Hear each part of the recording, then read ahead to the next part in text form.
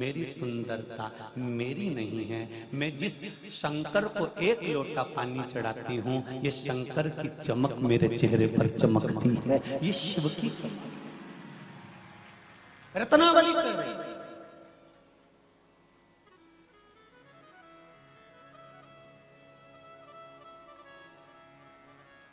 ये माधवा की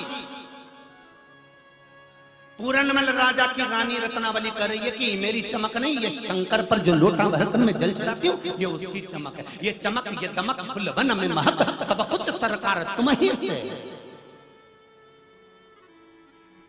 आप में से कितने लोग हैं जब पैदा हुए थे तो अलमारी लेके आए थे?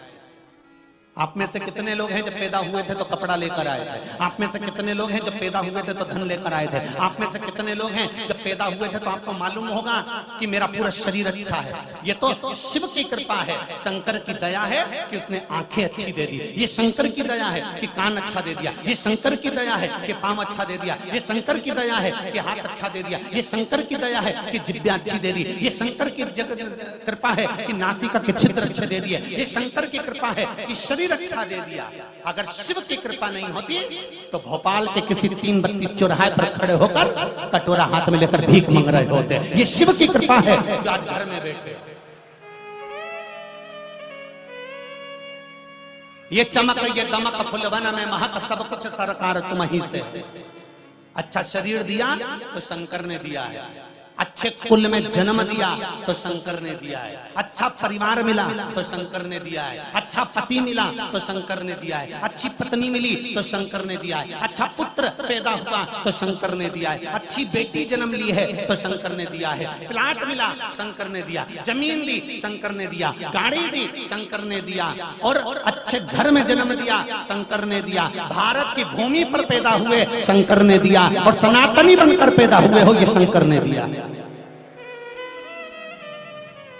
कोई दूसरा नहीं दे सकता आपको, ये शिव की कृपा से पैदा हुआ।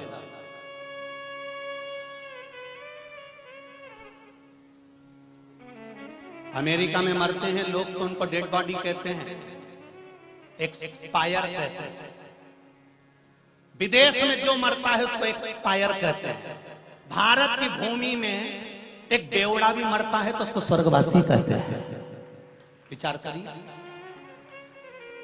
विदेश में कोई मरता है तो उसको एक्सपायर कहते हैं, और भारत की भूमि पर एक अगर नशे में डूबा हुआ व्यक्ति भी मरता है, पाप करने वाला व्यक्ति भी मरता है, कपट करने वाला व्यक्ति भी मरता है, बेईमान से बेईमान व्यक्ति भी अगर भारत की भूमि पर जन्म लेने के बाद इस भारत की धरा पर अगर मरता है तो उसके आगे स्वर्गवासी लिखाया जाता है, क्योंकि भारत माता की गोद में पैदा होकर मरा है। तो भगवान भी कहते हैं ये स्वर्ग ही जाएगा, भले कितना ही पाप करा, ये स्वर्ग की धरा पर पहुंचे।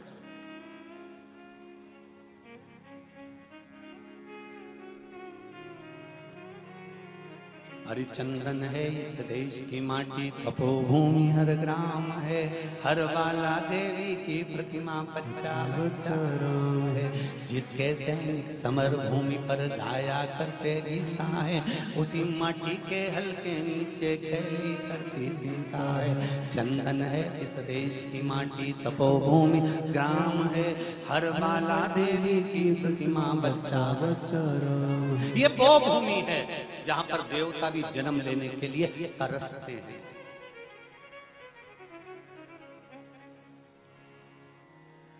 आप थोड़ा सा अगर सुंदर हो ना, आपका बेटा अगर थोड़ा सा सुंदर है ना,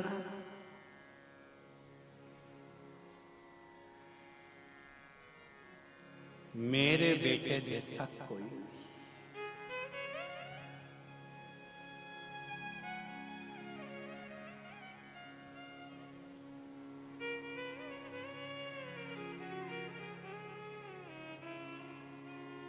वो तो बेटे की वैल्यू मां कब गिराती है? जब लड़के के लिए लड़की देखने जाती है। हमेशा मां अपने बच्चे को अच्छा कहती है, मेरा बेटा बहुत बढ़िया, इसके जैसा सुंदर कोई नहीं, इसके बढ़िया बराबर कोई नहीं, चंदा जैसा है मेरा बेटा, चांद जैसा है मेरा बेटा, सूरज है। पर जब छोरी देखने जाते हैं और छोरी अगर जम जाती है तब माँ बेटे को समझाती है, देख बहुत अच्छी लड़की है, क्या जोरदार है, कितनी बढ़िया है, तेरे से लाख गुनी कोई वैल्यू। अभी तक तो कहती थी कि तू ही सुंदर है, अभी तक मां कहती थी कि तेरे बराबर कोई नहीं है, और जैसे ही शादी का नंबर आया तो मां तुरंत कहती तेरे से, अरे बोलो तो लाख गुना अच्छी है।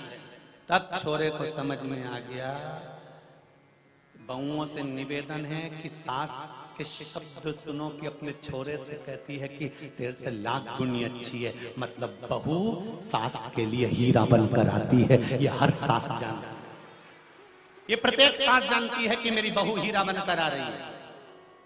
कितनी आस लेकर बैठी रहती है सास बहू के लिए। बहू आएगी, गरम रोटी देगी। अब उसको क्या मालूम था कि घर में से धक्का देगी, उसको क्या। पहले बच्चों को डराते थे, बहू आ गया तो बच्चा डर जाता था। आज के जमाने में बुढ़ों को डराना हो तो कह दो बहू आ गई, बेचारी खाती खाती है, अभी कहां से, अभी तो गई थी, अभी कहां से छुट्टी मनाने गई थी। वैसे ही तो कोरोना में कोई नहीं जा पाया, अभी अभी तो जाना चाचा कर था।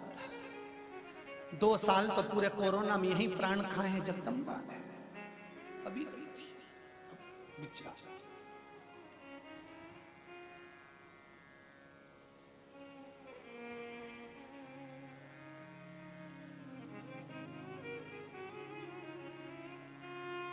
विचार करिए।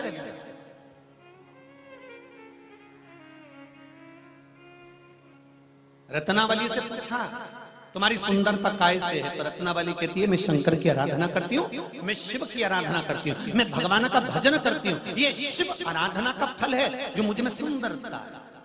और आपसे भी कहेंगे, अगर आप सुंदर हो, आप अगर सुंदरता में बने हुए हो, चाहे पुरुष हो चाहे स्त्री हो, उसके चेहरे पर अगर चमक है, बहुत ध्यान देना महाराज। क्रीम की चमक 2 महीना 3 महीना 15 दिन की रहती है, और अच्छे कर्म की चमक मरते दम तक रहती है। अंतिम क्षण तक चेहरा चमकता रहता है। जिसने अच्छा करा होता है उसके चेहरे पर, तुम देखना कोई कोई मरता है ना तो उसको कपड़े पहनाते हैं तो बॉडी भी सुंदर नजर आने लगती है, क्योंकि कर्म अच्छा करा।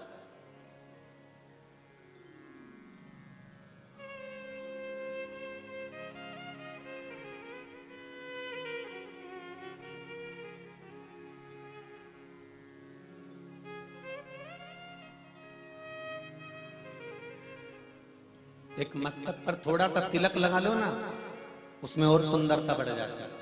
त्रिपुंड लगा लो तो और सुंदरता बढ़ जाती है। हमारे यहाँ तो शास्त्र यहाँ तक कहता है, गर्भवती नारी का जब गर्भ रहता है और उस समय पर गर्भ में जब संतान रहती है, और ग्रहण, चंद्र ग्रहण हो चाहे सूर्य ग्रहण हो, ग्रहण अगर पड़ता है तो परिवार में, शास्त्रों में ऐसा वर्णन आता है कि गेरू, गेरू मतलब लाल चंदन। कौन सा चंदन, जम के बोलो जरा।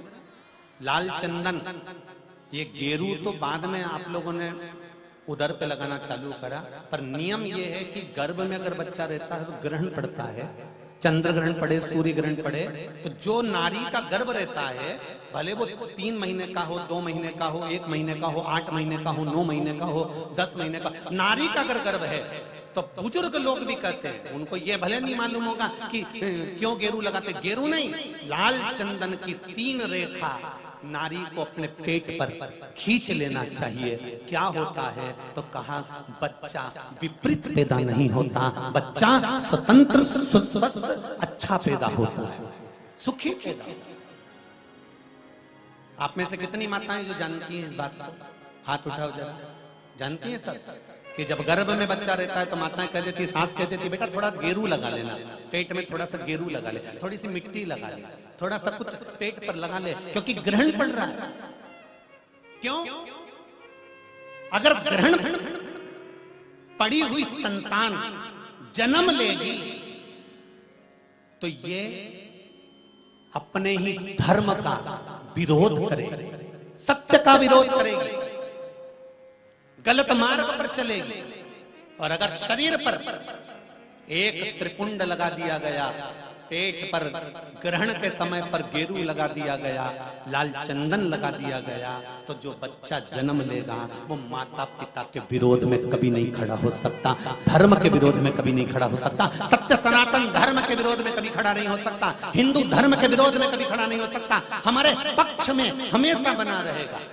सनातन धर्म का कुल में पैदा होकर, सनातनी होकर, हिंदू धर्म में पैदा होकर भी अगर कोई हिंदू धर्म का विरोध करता है तो समझ लेना कि यह ग्रहण की औलाद पैदा हुआ है, ये साधारण नहीं है, ग्रहण से पैदा हुआ है। इसलिए सनातनियों का भी विरोध करने के लिए खड़ा हुआ।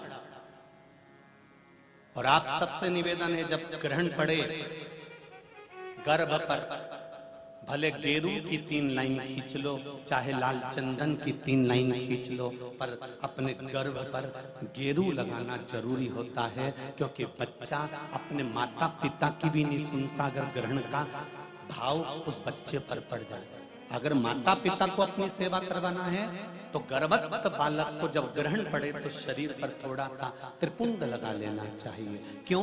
क्योंकि बुजुर्ग माँ बाप की जिंदगी खराब नहीं हो। कई कई बेटे ऐसे होते हैं माता पिता को नहीं गिनते, कई कई बेटे ऐसे होते हैं माँ बाप को 2 रोटी नहीं देते, वृद्धाश्रम में छोड़ आते हैं। समझ लो कि ये ग्रहण के पैदा हुए, ये नहीं।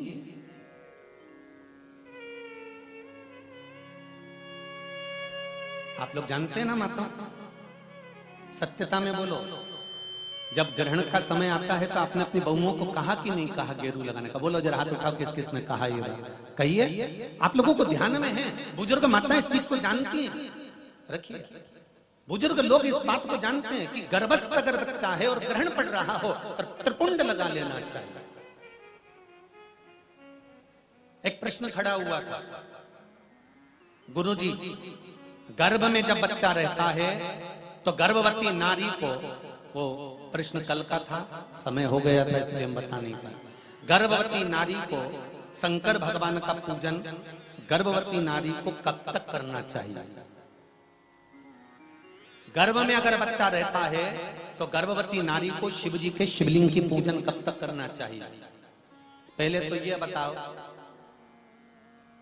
कि किसने कहा कि गर्भस्थ नारी को भगवान का पूजन ही नहीं करना चाहिए?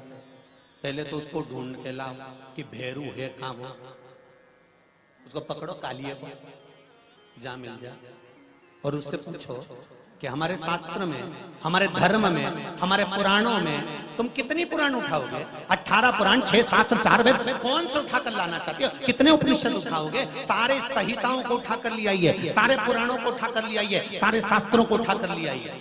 और अगर आपके पास में नहीं है तो सीहोर में आइए, कुबेरेश्वर धाम के लाइब्रेरी में बैठकर एक एक पुराण का अध्ययन कर कर जाइए, एक एक संहिता का अध्ययन कर कर जाइए, एक एक शास्त्र का अध्ययन कर कर जाइए। वहां सारी किताबें मिल जाएंगी आपको, आप पढ़ो और कौन सी पुराण में लिखा है हमको भी छाट कर बताओ कि गर्भवती नारी को शंकर का भजन नहीं करना चाहिए, गर्भवती नारी को शिव जी को नहीं छूना चाहिए। कहां लिखा है?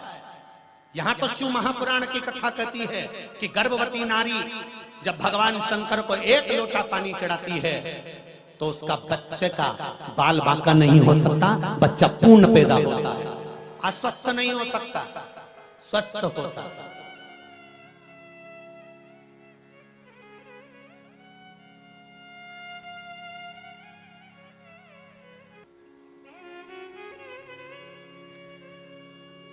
शिव कृपा।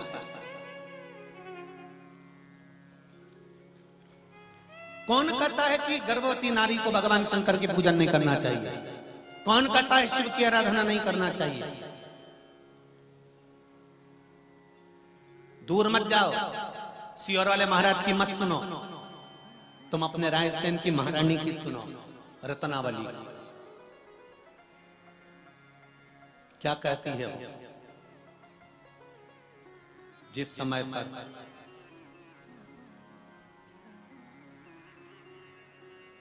शेर शाह शूरी ने राजकुमारी रानी रत्नावली को देखने के लिए सेना तैयार कर कर लेकर आया इस रायसेन के किले पर आक्रमण करने के लिए।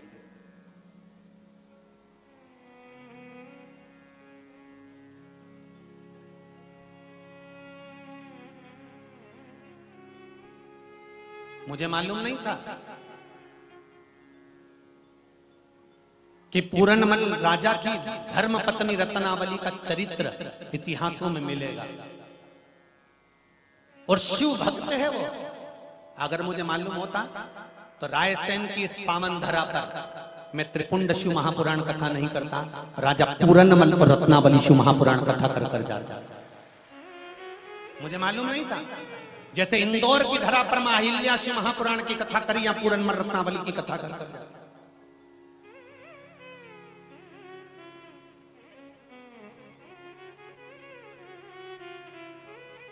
जिस समय पर शेर शाह सूरी ने आक्रमण करा इस रायसेन की धरा पर, किले पर, तब रानी ने राजा से कहा, रत्नावली ने, स्वामी क्या बात है, आज आप बहुत चिंता में दिख रहे हो। पूरनमल कहते हैं, रानी शूरी आ रहा है, आक्रमण कर रहा है किले के ऊपर, सेना बड़ी बहुत बड़ी है रानी। और आपको मालूम है ये राजा ने, शूरी ने आक्रमण क्यों किया है? किले को नहीं पाना है। शूरी ने अगर आक्रमण किया है तो केवल तुझे पाना है। रत्नावली तेरी सुंदरता को पाने के लिए ये आक्रमण कर रहा है।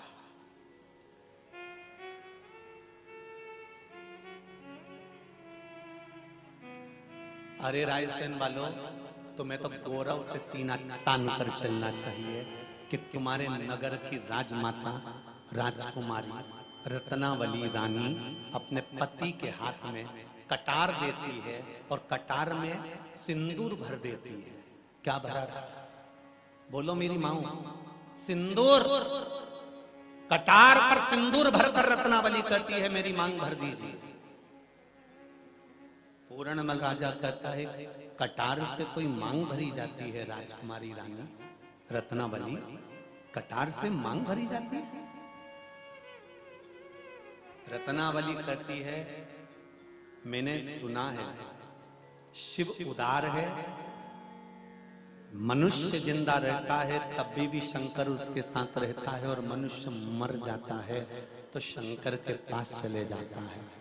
रत्नावली कहती है, जिंदा हूं तब तक तुम्हारी हूं, मरने के बाद तो मेरे शंकर और कंकर की हो जाऊंगी ना। ये मांग आज इस कटार से, इस तलवार से मेरी सिंदूर मेरी मांग में भर दीजिए।